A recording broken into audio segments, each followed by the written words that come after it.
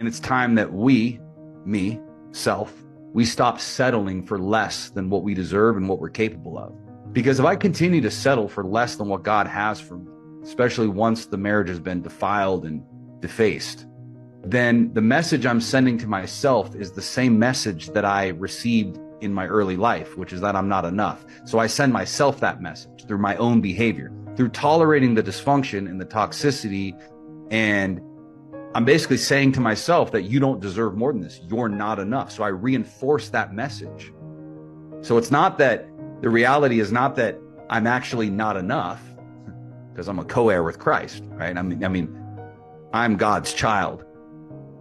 So there's a collaborative effort there with me and God. So to say that I'm not enough, in actuality, a lot of that is believing it's believing in lies and then living out that lie, right? So that belief that you've held about yourself, your life has been congruent with that quote unquote truth that you've believed.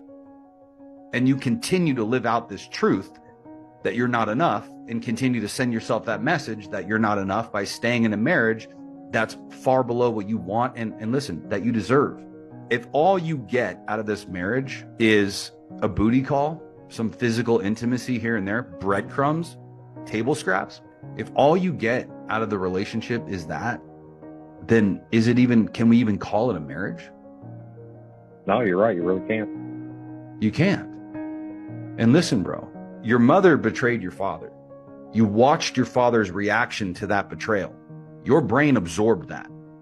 Your wife betrayed you. Your brain has seen that and has absorbed that and has seen, well, this is the way to deal with it. And you have to take a stand against passivity, not only because it's generational, but because that passivity is going to only create more pain in your life. If you stay on the sideline and you act passive in this spiritual war that you're in, you're going to get raked over the coals, bro. And your son is only going to see you act passive, and he's only going to continue to hang on to things in his life that are dead and gone. You're trying to breathe life. You're trying to do CPR in a marriage that's been dead, bro.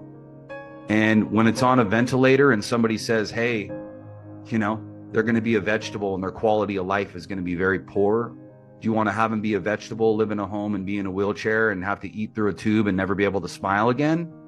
Or would you rather just pull the plug? And let me tell you, brother, pulling the plug is never an easy decision. I don't think there's any family member out there that can say they've stood at the bedside of somebody that they loved and that it was easy for them to make the decision to pull the plug.